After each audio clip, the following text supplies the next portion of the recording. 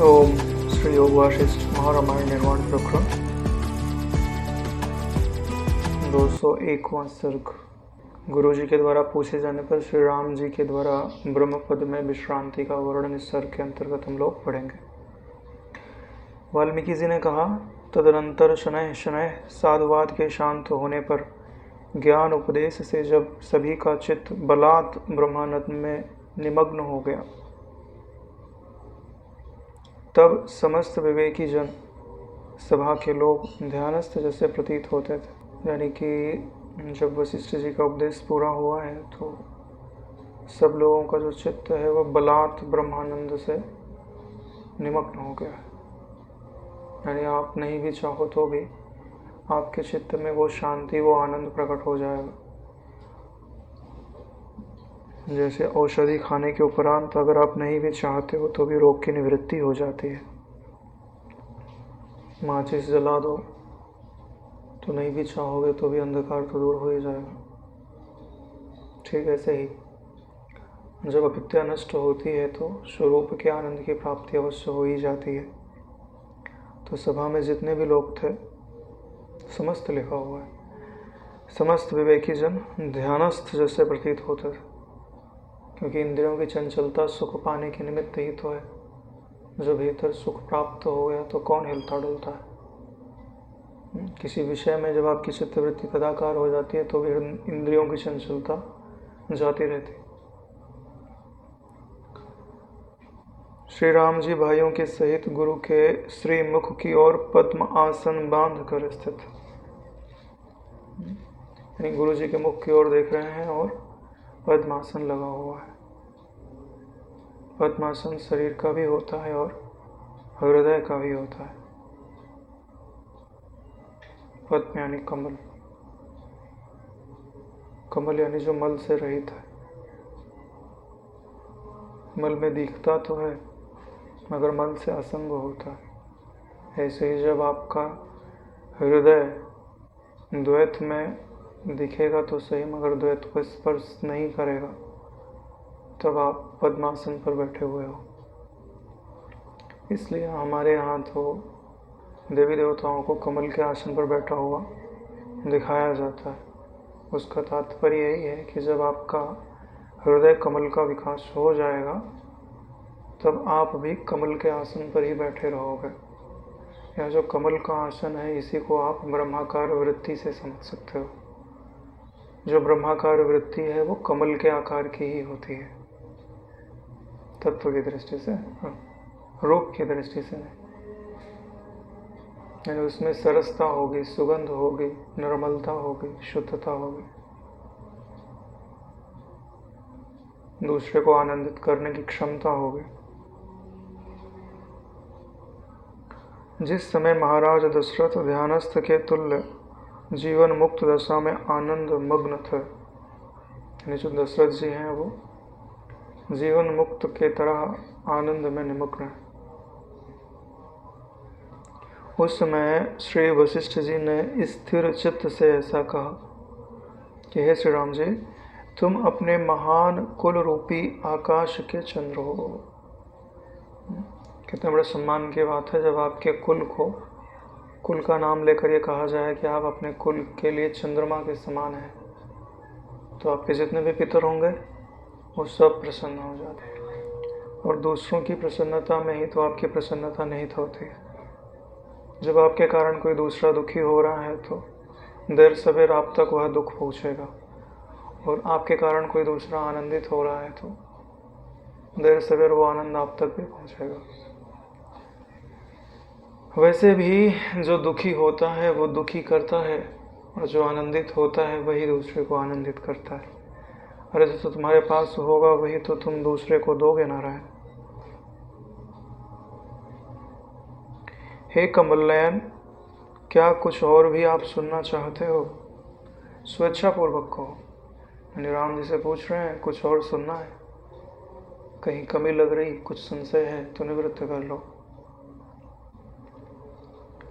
तुम अपनी इस अवस्था की कैसी अनुभूति करते हो? इस सांसारिक प्रतीति को कैसा देखते हो? यानी जब तुम पूछना नहीं चाह रहे तो बता ही दो कि अभी तुम ये जो अपनी अवस्था है तुम उसको कैसे अनुभव कर रहे हो, और यह जो सांसारिक प्रतीति है तुम उसको कैसा देखते हो। यानी तुम्हारा स्वयं के संबंध में क्या निर्णय है और तुम्हारा जगत के संबंध में क्या निर्णय है। यानी किसी से मिलते हैं तो पूछना चाहिए, हे नारायण, अभी आपका अपने स्वरूप के निश्चय के संबंध में क्या मत है, अभी आप अपने आप को क्या अनुभव कर रहे हो। अगर वह मनन कर रहा होगा, निधिध्यासन में वृत्ति होगी तो ज़्यादा समय नहीं लगेगा ब्रह्म का निरूपण करने में। लेकिन अगर वृत्ति मनन से पुष्ट नहीं है, निधिध्यासन में नहीं लगी हुई है, तो कुछ ग्रहण में नहीं आएगा। फिर सुनी सुनाई बात हो चाहे तो बोल दे, लेकिन वो भी ठीक से बोली नहीं जाएगी, अहमत्वेन तो नहीं बोली जाएगी।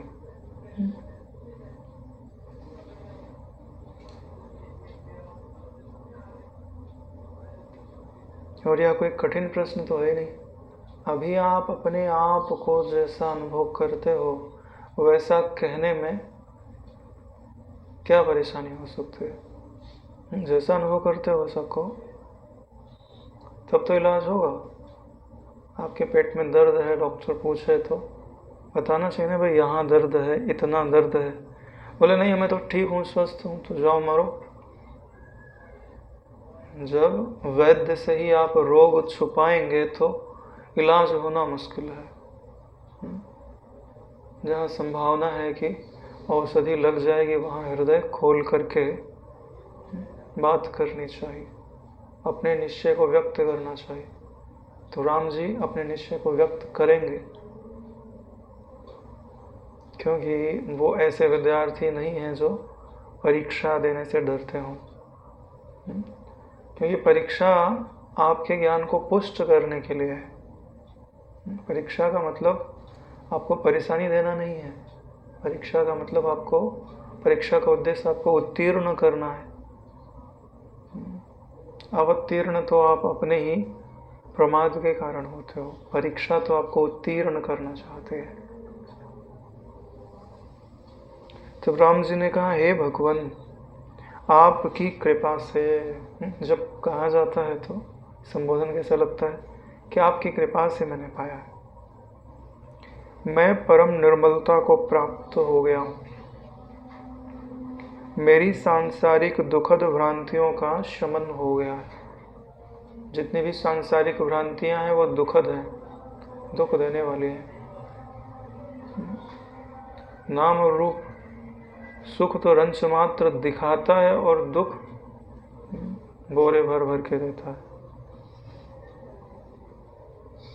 नाम और रूप आपको गुलाम बनाने के लिए तो कुछ है। उनमें से जो जीवन मुक्त हैं उनकी आकृति की बात नहीं कर रहे हैं, वो तो मुक्त करने के लिए। अज्ञान अवस्था में जिन आकृतियों को आप सत्य समझते हो वो आपको माया के दलदल में और गहरे फंसाने के लिए। इसके लिए हमारे चित्त में क्या निश्चय होना चाहिए कि समस्त आकृतियां मिथ्या हैं। मैं कभी किसी से नहीं मिला, मैंने कभी किसी से बात नहीं की, मेरा इस जगत में कोई अपना नहीं है, क्योंकि ये सब कल्पित है, इनका अधिष्ठान अपना है। और उसी के कारण जब वो सामने हैं तो पूरे अपने हो तुम उनके, और सामने से गए तो गए नारायण। ब्रह्म यानी कि तुम सामने हो तो उनको तुम बहुत प्यारे हो, ऐसा लगता हमारा आत्मा ही खड़ा है। लेकिन जब दूर हो गए ना, वैसे तुम उनके लिए पहले थे नहीं, अभी भी नहीं हो, आगे भी नहीं रहो। समझ रहे बात को? यानी जिस क्षण तुमको वो उपलब्ध है वो पूरे के पूरे उपलब्ध है, और जिस क्षण तुमको अनुपलब्ध है पूरे के पूरे अनुपलब्ध है, क्योंकि हर चीज़ उनकी पूरी है। स्मरण में आओगे तो पूरे आओगे, और विस्मृत होगे तो पूरे होगे। नाम रूप की दृष्टि से बात कह रहा हूँ, बाकी स्वरूप की दृष्टि से तो किसी को विस्मृत कर ही नहीं सकते नारायण। तो सांसारिक दुखद भ्रांतियों के शमन का क्या अर्थ होता है कि जो नाम रूप है सो मिथ्या अनुभव में आने लग जाए। यानी शाम को बैठो तो दिन भर विचार करो कि मेरी स्मृति में कितने व्यक्ति हैं और क्या वो हैं। कभी कभी मैं ध्यान करने के लिए बैठता हूँ तो ये नाम रूप की थोड़ी सत्यता रह जाती है। तो मैंने सोचा ये लोग ऐसे नहीं मानेंगे, प्रलय करके ही बैठना पड़ेगा। तो धारणा शक्ति का थोड़ा विकास तो कर ही लिया गया है, अपन लोग करते हैं। तो मैं देखता हूँ प्रलय काल चालू हो गया, जितनी आकृतियां सब भूकंप आया जोरदार, सब धराशायी, एकदम जैसे बारीक बारीक नहीं होते बन के उड़ गए, कुछ नहीं, एकदम प्रलय हो गई। अब बताओ कोई हिंदू बचा, कोई मुसलमान बचा, कोई ब्राह्मण बचा, कोई अपना बचा। भाई प्रलय हो गई तब किसके लिए रोऊं? भाई जिनको जाना था वो सब चले गए, कोई नहीं, कुछ नहीं। जिस क्षण तुम्हारा चित्त इस धारणा को स्वीकार कर लेगा ना, उस क्षण वो चिंता मुक्त हो गया। किसी की चिंता नहीं होगी कि धर्म का प्रचार किसके लिए करूं, कोई है ही नहीं। धर्म का प्रचार, हाँ भाई, अधर्मियों का नाश, धर्म का प्रचार, ये करना वो करना कब तक? सृष्टि काल हो गए तो कुछ करे भी, प्रलय हो गई। क्योंकि इस चित्त को करना धरना कुछ नहीं, दुनिया भर का प्रपंच रचता है। और उसके किए होता भी क्या है? एक बीज डाल दो तो उग जा उग जा उग जा, उग जाएगा क्या? जब उसका समय आएगा तो उगेगा वो। तुम्हारी इच्छा से क्या होता है? तुम्हारी इच्छा तुम्हारी इच्छाओं पे भी लागू नहीं होता है। 10 मिनट बाद क्या इच्छा उपजेगी तुम्हारे हाथ में नहीं है। हाँ, उस पर क्या रिएक्ट करोगे तुम्हें तुम्हारे हाथ में है, लेकिन क्या उपजेगा ये तुम्हारे हाथ में तो बिल्कुल नहीं है। कौन सा विचार उपजेगा? इसीलिए तो बोलते हैं ये सब जो सारा जगत है तीनों गुणों के अधीन है। तुम्हारी प्रकृति जैसी होगी वैसी इच्छा उस प्रकृति के द्वारा उपजा दी जाएगी। तो इच्छा उपजाने का काम प्रकृति का है, लेकिन उस पर क्या ग्रहण करना है क्या नहीं करना है वो तुम्हारे हाथ में है। इसलिए तुम सेमी ऑटोनॉमस हो, फुल्ली ऑटोनॉमस नहीं हो, पूर्ण स्वतंत्र नहीं हो, अर्ध स्वतंत्र हो। भाई भोजन क्या खाऊं इसमें स्वतंत्र हो, लेकिन पचने में तो स्वतंत्र थोड़ी हो। प्रकृति पचाएगी, तो आधा तुम्हारे हाथ में आधा उनके हाथ। यही जो आधी चीज है, इसी को जब तुम 100% बना लो, स्वतंत्र हो जाओ, तो क्या करें? पचाने की जिम्मेदारी भी हम ले लें? बोले नहीं, ये जो आधा तुमने अपना इसमें रखा है ना, वो भी उस प्रकृति को ही दे दो। जीतने का क्या है? या तो पूरा हार जाओ या तो पूरा जीत लो। पूरा जीत तो तुम सकते नहीं हो, तो पूरा हार जाओ, शरण ले लो। फिर क्या होगा? बोले अच्छा तो मेरी शरण आ गया, कोई बात नहीं। शरण आ गया तो उसी का तो पुत्र है, उठा के गोद में ले लिया। गोद में ले लिया तो सिंहासन, राज सिंहासन हो गया, राज तिलक हो गया तुम्हारा नारायण।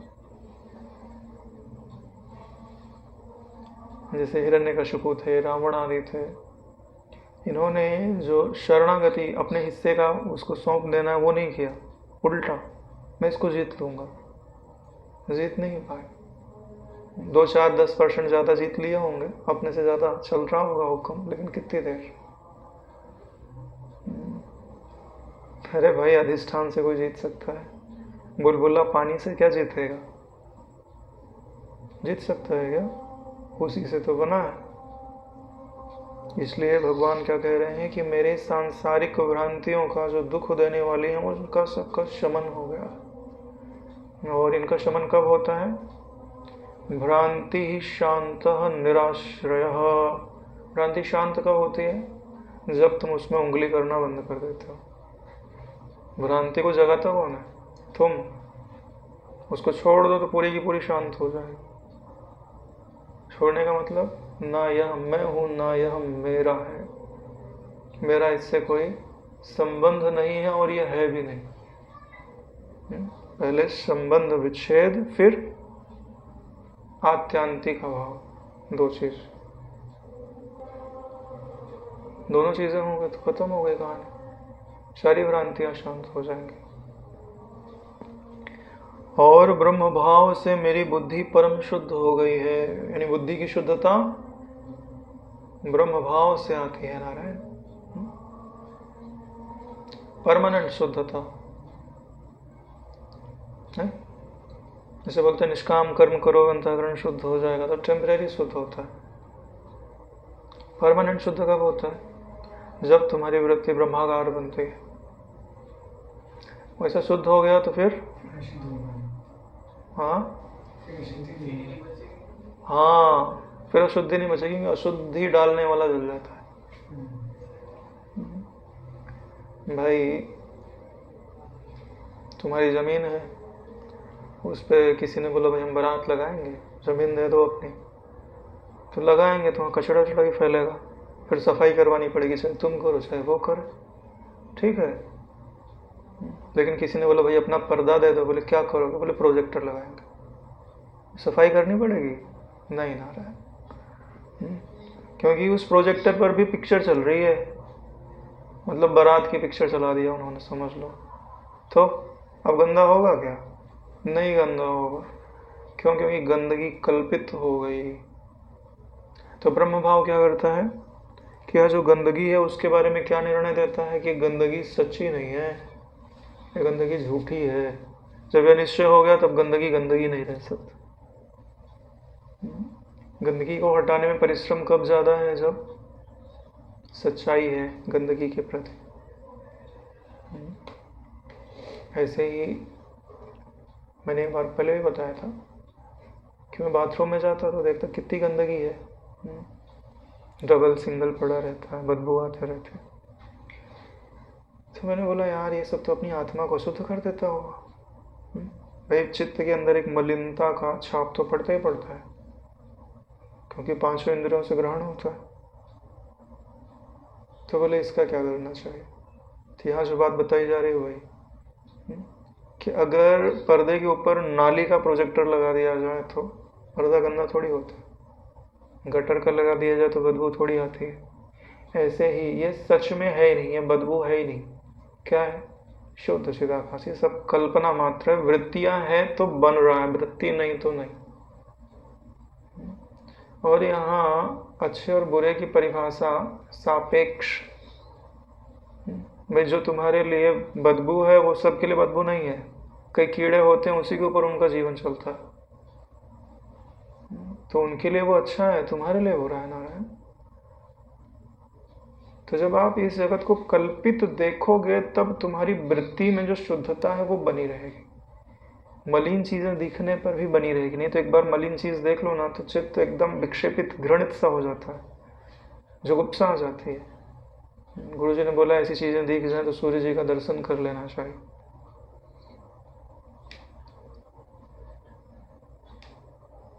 और परमानेंट चीज क्या है? ये सब कल्पित है। चिदाकाश तत्व को ग्रहण करने वाली वृत्ति रहती है तब इनको क्या बोलो? प्रकाश मात्र। प्रकाश में गंदगी नहीं होती, प्रकाश तो प्रकाश मात्र होता है। इनमें जो हमने गंदगी डाला है वो हमने डाला है। इसीलिए क्या कहा जाता है कि इस जगत को आप ठोस मत समझिए। इसके बारे में कितने सारे सर्ग हमने पढ़े कि हे राम जी इस जगत को आप ठोस मत समझिए, वृत्ति मात्र है, कल्पना मात्र है, 3D प्रोजेक्शन मात्र है। अतः मुझे कुछ भी सुनना शेष नहीं है। यानी हे गुरु जी अब मुझे कुछ सुनना शेष नहीं है, क्योंकि मेरी बुद्धि परम निर्मल हो गई है। और बुद्धि के निर्मल होने पर जो आत्म तत्व का प्रकाश है वो यथावत पड़ रहा है, तो अचल शांति अचल आनंद का अनुभव हो रहा है। मैं परम तृप्त सुषुप्ति के तुल्य अवस्थित हूँ। अतः पूर्णतः निर्वाण को प्राप्त होकर शांत हूँ, परम तृप्त हूँ। जैसे कोई सोया हुआ रहता है वैसे ही मैं सुषुप्ति के समान, यानी मेरी वृत्ति उस आनंद को छोड़ना नहीं चाह रही। और वृत्ति जब उस आनंद का पान करने में लगी है तो इंद्रियां तो सोई जैसी ही रहेंगी ना नारायण। भाई इंद्रियों को तो मन ही हिलाता है ना, मन कहीं और लगा है तो इंद्रियों की मजाल नहीं है कि वो हिल जाए। तो यही पूर्ण निर्वाण है, परम तृप्ति, परम शुद्धता, परम आनंदता। आपकी देदीप्यमान सुक्तियों से पूर्णतः स्वस्थ होकर इस समय में स्थित हूँ। यानी जो आपकी सुक्तियाँ हैं, सुनने वही वो औषधियाँ हैं जिन्होंने मेरे हृदय के रोग को दूर कर दिया है, और मैं पूर्ण स्वस्थ होकर इस समय स्थित हूँ। ग्रहण एवं त्याग से अब मेरा कुछ भी प्रयोजन नहीं है, चाहे वो वचन ही क्यों न हो। न मैं किसी वचनों को ग्रहण करना चाहता हूँ, न वचनों का त्याग ही करना चाहता हूँ। अपनी जीवन मुक्त दशा की अनुभूति में स्वर्ग के समान ही करता हूँ। जैसे स्वर्ग में आनंद ही आनंद होता है, ऐसी स्थिति अब मेरे हृदय में आ गई है। यानी मैं चलता फिरता स्वर्ग होना रहा है। यानी ऐसे महापुरुष जहाँ रहते हैं वहाँ चारों तरफ स्वर्गीय वातावरण हो जाता। स्वर्ग का क्या अर्थ होता है? स्वर बोला जाता है ओंकार को। स्वर्ग गा यानी एक अर्थ होता है ज्ञान का और एक अर्थ होता है गमन। जब ओंकार की ओर आप गमन करते हो, यानी अपने स्वरूप की ओर गमन करते हो, तो जो आपकी स्थिति है वह स्वर्ग कहलाती है।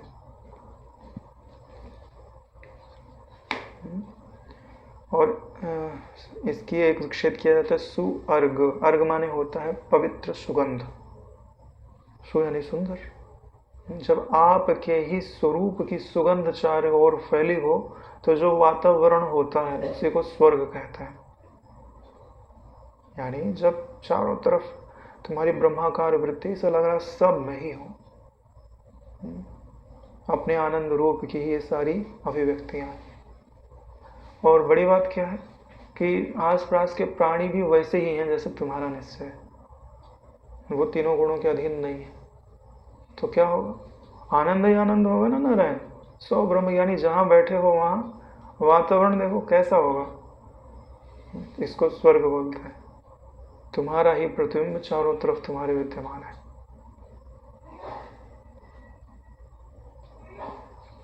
यानी जीवन मुक्त दशा की अनुभूति में स्वर्ग के समान ही करता हूँ, और इस जगत को मैं सर्वथा चिन्मात्र आकाश रूप ही देखता हूँ। बड़ी बात यह है, इन सब चीज का कारण क्या है? इस जगत को मैं चिन्मात्र आकाश रूप ही देखता हूँ। औषधियाँ प्राप्त हैं, अपने आप को एकदम पक्की पकाई है, सिर्फ लेप ही तो लगाना है। लेप कहाँ लगाया जाता है? आपकी दृष्टि पे।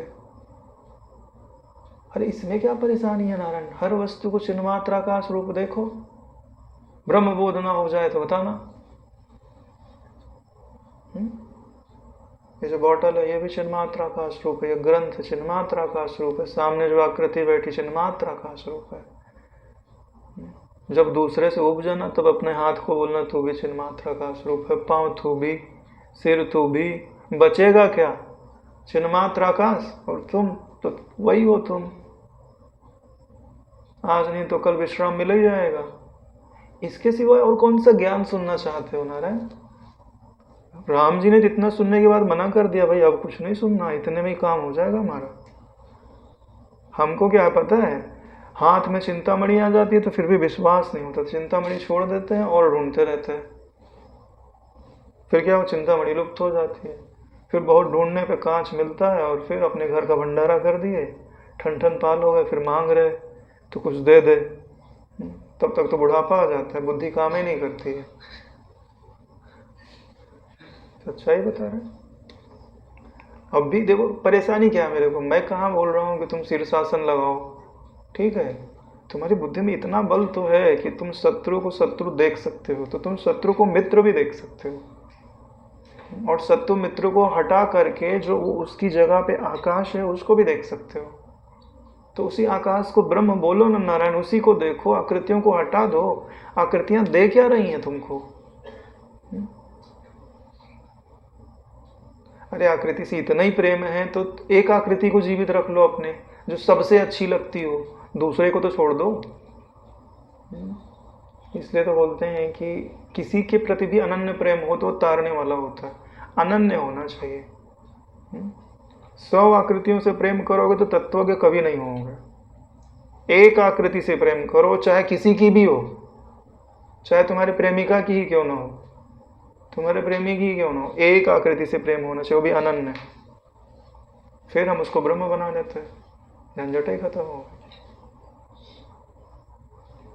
लेकिन तुम 100 लोगों को प्रेम करते हो तो नारायण तुम्हारी वृत्ति का कोई ठिकाना नहीं है, व्यभिचारिणी है। व्यभिचारी का कोई ठिकाना नहीं होता। ना कि जड़ रूप, यानी इस जगत को मैं चिन्मात्र चिदाकाश रूप देखता हूँ, जड़ रूप नहीं देखता। जब तुम ऐसा देखने लगोगे ना तो तुम्हारे लिए हर वस्तु चेतन हो जाएगी नारायण।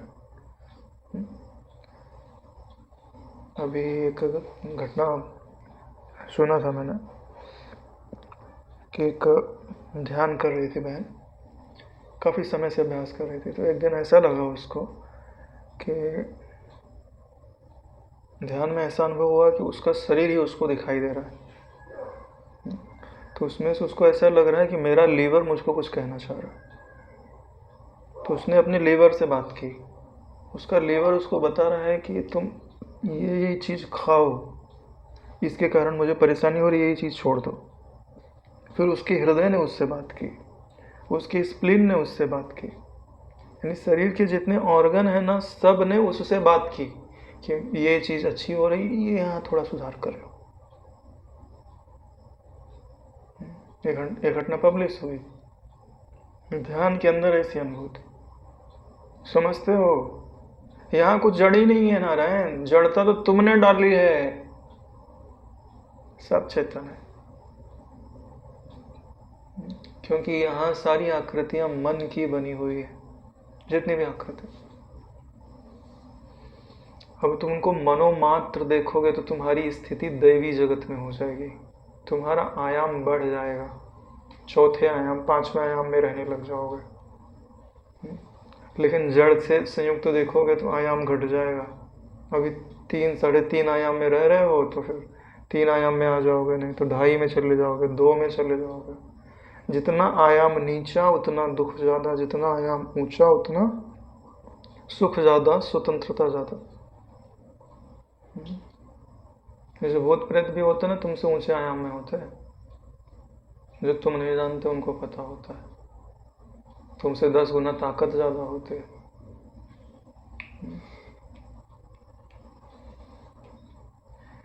और तुम्हारी जो आत्मा है वो ऊंचे आयाम में जाने के लिए डेस्परेट है, लेकिन उसको रास्ता नहीं मिलता ना, थक मार के फिर झक मार के यहीं पड़ी रहती है, फिर समझौता कर लेती है कि चलो यार वो ऊंचा सुख नहीं मिल रहा है तो मोबाइल का ही सुख सही, भले मिल नहीं रहा है लेकिन हिप्नोटाइज हो गया, बीड़ी का ही सुख सही है ना, सोने का ही सुख सही, गोल्ड नहीं मतलब स्लीपिंग, गोल्ड का भी ले लो।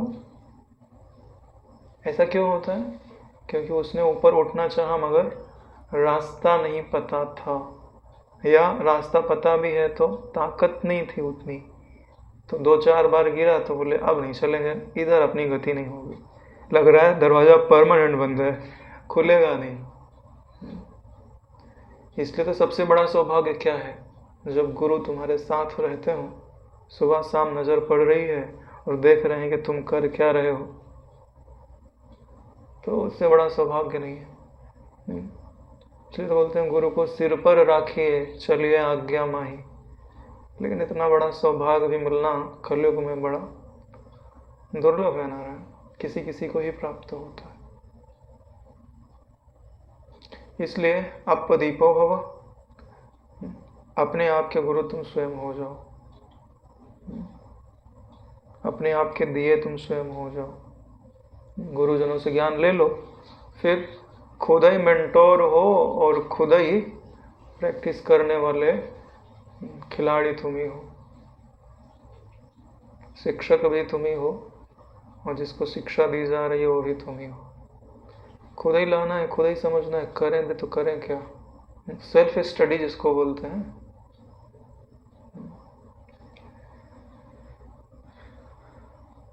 नहीं तो फरियाद करो, फरियाद करने से कुछ नहीं मिलेगा, सेल्फ स्टडी करोगे तो पास हो भी हो सकते हो। हम कहाँ कह रहे कि टॉप कर जाओ, पास हो जाओ, फेल मत होना, इस जगत में दोबारा मत आना, बड़ी परेशानी है। नहीं, परेशानी नहीं है, बहुत मच्छर काटते हैं। भाई संसार की जो दुख है वो दुख लगना चाहिए, सुख सुख ना लगे तो चलेगा। जन्म मृत्यु जरा व्याधि दुख दोषाम दर्शन, यहाँ का दुख दुख लगना चाहिए, तब तो तुम आत्मा की ओर लगोगे। हाँ, दुख के समय समता रहे, यानी भाई जब हम खजाने की खोज में चले हैं तो पाँव में कांटे चुभ रहे तो निकालो, फेंको, पट्टी बांधो, आगे बढ़ो। जिस दिन खजाना मिल गया ना तो उस दिन झंझट खत्म हो जाएगी। हम सह क्यों रहे हैं? क्योंकि हम यात्रा में हैं। यात्रा की परेशानी तो सहनी पड़ती है ना। यह जगत केवल आकाश स्वरूप ही है। इस जगत की मोह रूपी निद्रा का शमन होने से मैं अक्षय रूप होकर सतत जागृत हूं। क्या वचन है? यह जो जगत रूपी निद्रा है, जब यह टूट जाती है तो मेरी जो जागृति है वो अक्षय हो जाती है, सतत जागृत हो जाता हूं मैं। यानी एक पल जगे अगले पर सो गए तो ऐसा काम नहीं चलता, सतत जगे रहना पड़ता है नारायण, सतत जागृत रहना पड़ता। एक बार अभ्यास हो जाएगा ना तो कभी आपको लगेगा ही नहीं कि मैं सोता हूं, सतत जागृत ही रहोगे। यहां तक आ गए हो तो थोड़ा और सही, थोड़ा परिश्रम और। हे भगवान, भावी कार्य को यथा काम, वर्तमान कार्य को यथा प्राप्त और पूर्व स्थित कार्य को यथा स्थित आपके कथन अनुसार ही गुरु एवं शास्त्रों की आज्ञा अनुसार फल आकांक्षा से शून्य होकर करूंगा। कितने बढ़िया बढ़िया शब्द पिरोए हुए। क्या कहते हैं? भावी कार्य को यथा काम, भावी यानी जो भविष्य में आएंगे, तो उस समय यथा काम जैसी उचित इच्छा होगी, ग्रहण करने की होगी तो ग्रहण कर लेंगे, त्याग करने योग्य होगे तो त्याग कर देंगे। वर्तमान कार्य को यथा प्राप्त, अब सामने आ गया तो जैसा मिल गया वैसे ही तो करेंगे।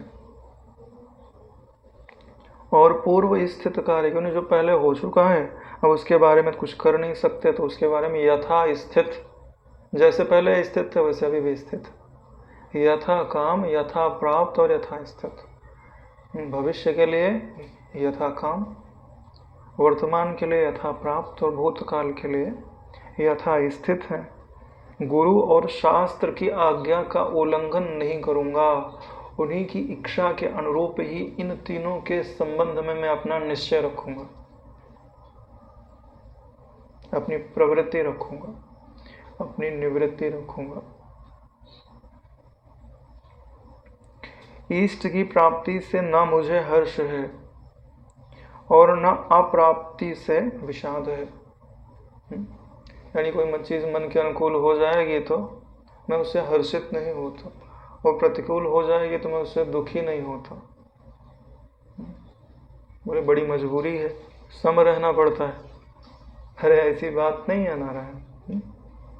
इसको किस दृष्टि से समझना चाहिए कि जिसके पास 1000 करोड़ रुपया होता है वो 10 रुपया गिरने पर शोक नहीं करता और 10 रुपया मिल जाने पर हर्षित नहीं होता, क्योंकि वह उसके लिए नगण्य है।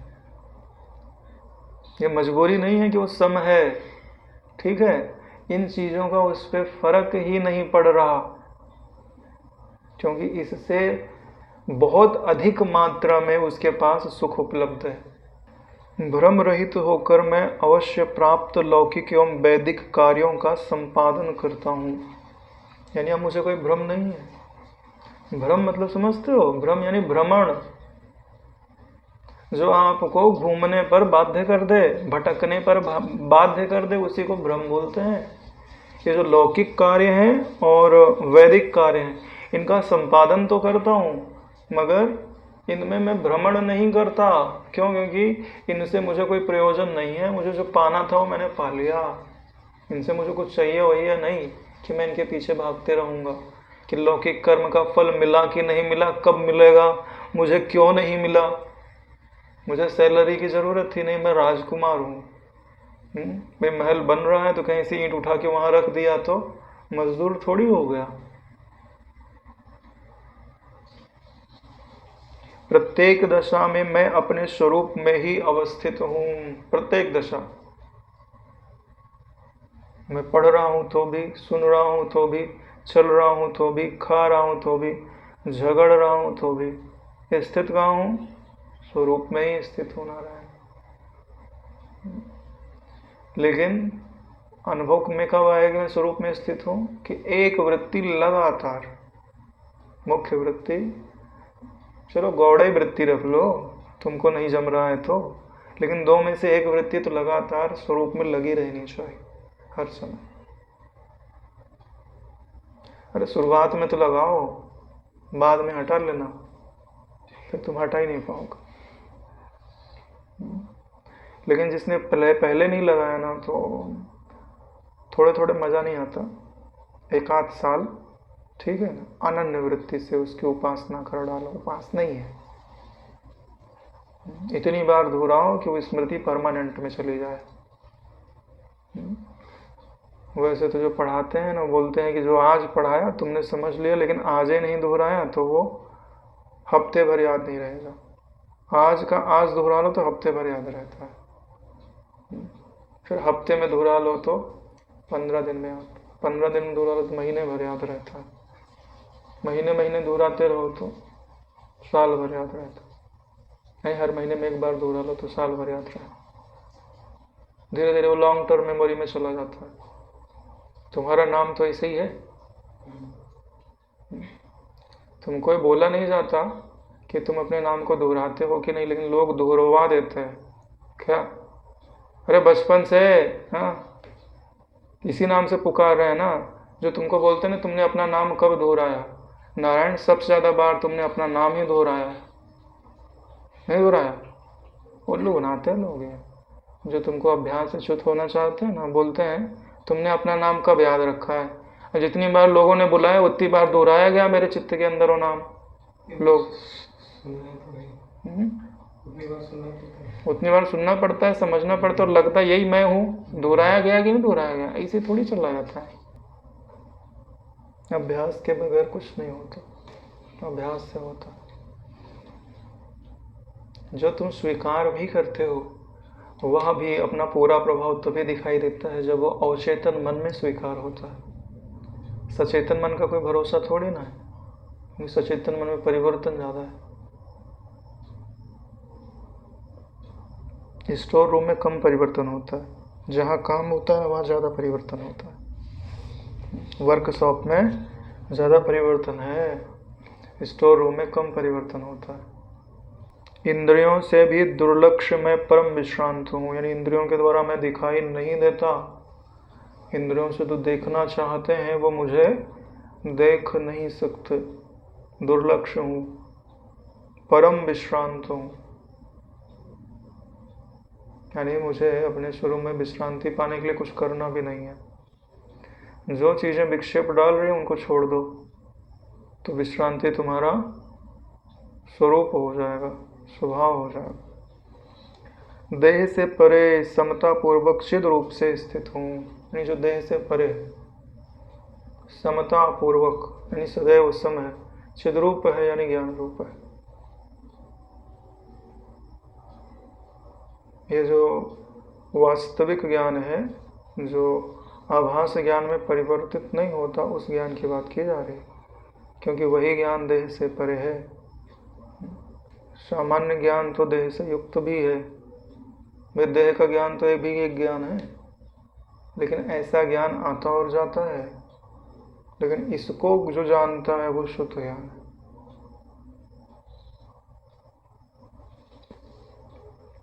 समदर्शिता पूर्वक मैं समस्त व्यवहार करता हुआ विचरण करूंगा, यानी सारे व्यवहार तो मैं करूंगा, लेकिन समदर्शिता पूर्वक सम तत्व को देखते हुए करूँगा। यानी पहले सम तत्व को देखूंगा, फिर व्यवहार करूंगा, और व्यवहार पूरा हो जाएगा फिर सम तत्व को देखता रहूंगा। अरे इसी दृष्टि की बनाने की तो बात है। जब तुम्हारी दृष्टि में मुक्ति आरूढ़ हो जाएगी तो तुम मुक्त हो गए, और बंधन तो आरूढ़ ही है, उसको आरूढ़ करने की जरूरत नहीं है। क्यों बंधन आरूढ़ क्यों है? क्योंकि तुम अपने आप को देह मानते हो। देह कभी स्वतंत्र नहीं होता, देह हमेशा ही परतंत्र होता है। बैठे हैं ना, गर्मी लग रही, पंखा चलाना पड़ता है, तो पंखे की पराधीनता है ना। नाक बंद करके देखो 1 मिनट, पता चलेगा। सांस लेने की पराधीनता है, पानी पीने की पराधीनता है, खाना खाने की पराधीनता है, कितनी सारी पराधीनता है। जब इसके साथ तुम अपने आप को जोड़ लोगे तो तुम पे जंजीर नहीं पड़ जाएगी। हाँ नारायण, ठीक है। जो कार में तो दोनों ही लोग बैठे हैं, लेकिन कार को मैं मानने की जरूरत थोड़ी ना है। जो कार से अपने आप को अलग समझता है वो डेस्टिनेशन पहुंचने पर उतर जाएगा, ठीक है। फिर कार से उसका कोई मतलब नहीं ना। गर्मी में खड़ी है कि ठंडी में खड़ी है, क्या हो रहा है उससे कोई फर्क नहीं पड़ता उसको। लेकिन जो कार से अपने आप को एक अनुभव करने लगे तो डेस्टिनेशन पहुंचने पर भी नहीं उतरेगा वो। मृत्यु के बाद उसकी फिर उतरेगी। हाँ, उसी में चिपका है, तो फिर से कार आएगी, वापस चली आएगी, तो फिर से वापस आ जाएगा। जब तक कार है जब तक। यानी जिसमें बंधन है उससे संबंध विच्छेद करने की सामर्थ्य होनी चाहिए। उसके उपयोग करने की मनाही नहीं है। उससे ऐसे मत जुड़ो कि वो गिरे तो तुम भी गिर जाओ, ठीक है। भाई गाड़ी पे बैठे हो, पता चला ये खाई आ गई, अब ये ब्रेक नहीं लग रही है, गिरेगा तो कूद जाओ, उसको गिर जाने दो। लेकिन तुमने अपने आप को ऐसा रस्सी से बांध दिया कि अब तुम उससे हिले नहीं पा रहे हो, तो ये पराधीनता हो गई ना। स्वतंत्रता मतलब भाई उसका धर्म अलग, अब मेरा धर्म अलग, वो बंधन वाली धर्म वाली है। तो मैं जब चाहूं उसको छोड़ सकूं तो ये स्वतंत्रता हो गई, और मैं ना छोड़ पाऊं तो ये बंधन है।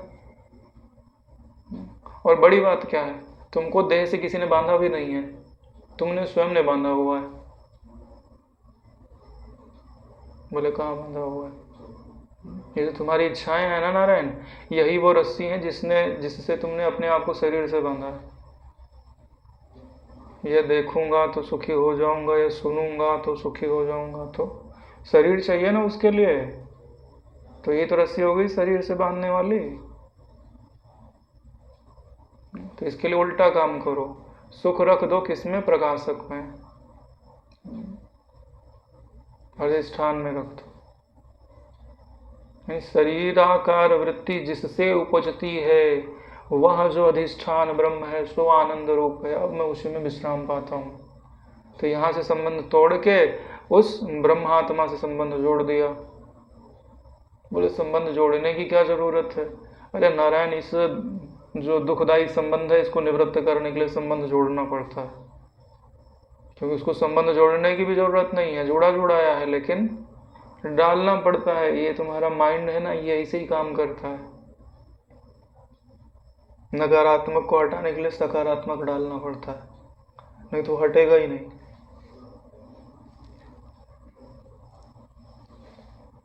समस्त सुखों से ऊपर ब्रह्मानंद रूपी सुख से मैं आरूढ़ हूँ, यानी सारे सुखों से ऊपर उठ गया हूँ। जो अपने स्वरूप का आनंद है अब मैं उस पर आरूढ़ हो गया हूँ, या वो मुझ पे आरूढ़ हो गया है।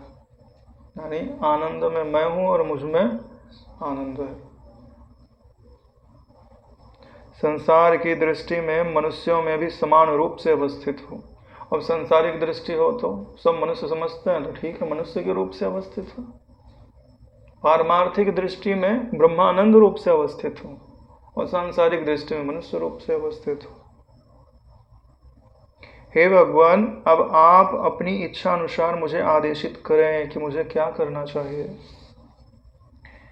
देह रहने तक मैं निर्मल दृष्टि से लौकिक मर्यादाओं का पालन करूंगा।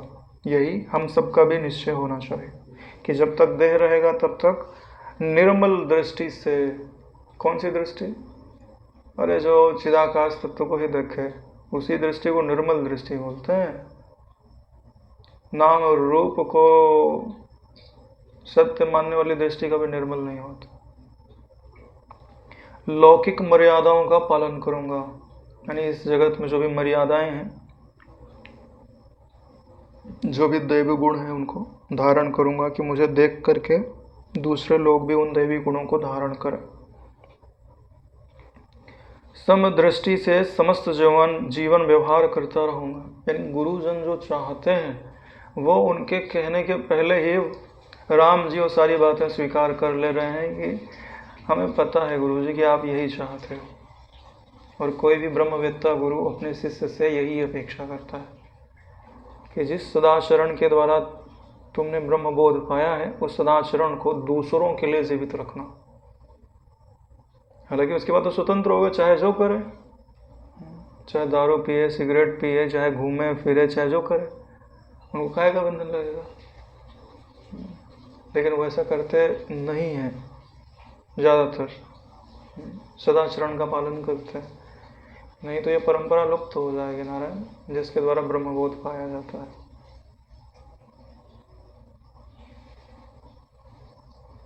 श्री वशिष्ठ जी ने कहा, हे श्री राम, परम सौभाग्य का विषय है कि तुम शोक दुख आदि से रहित सर्वोत्कृष्ट परम ब्रह्म पद में स्थित होकर पूर्ण विश्रांति को प्राप्त हो। विश्रांति शब्द आ रहा है बार बार, यानी अगर तुमने विश्रांति नहीं पाई ना तो तुमने कुछ ही नहीं पाया नारायण। काफी समय बाद उन्होंने पुत्र कहा है ना, काफी समय से मैंने संबोधन नहीं पढ़ा। हे पुत्र राम जी, तुमने आत्मज्ञान प्राप्त कर अपने भावी, अतीत एवं वर्तमान कुल संतति को पावन कर दिया।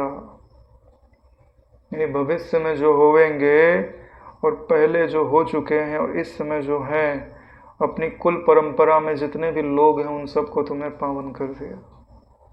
साधुवाद है। अपने परिवार में कोई एक आध करेक्टर बन जाए तो सब उसके नाम से काम करा लेते हैं। हो जाता है भाई, अरे गांव के लोग करा लेते हैं। हम फलाने को जानते हैं, तुम उनको क्या समझते हो, नाम से भी काम हो जाता है। अरे भाई छोड़ दो यार, फोन आ जाएगा ऊपर से।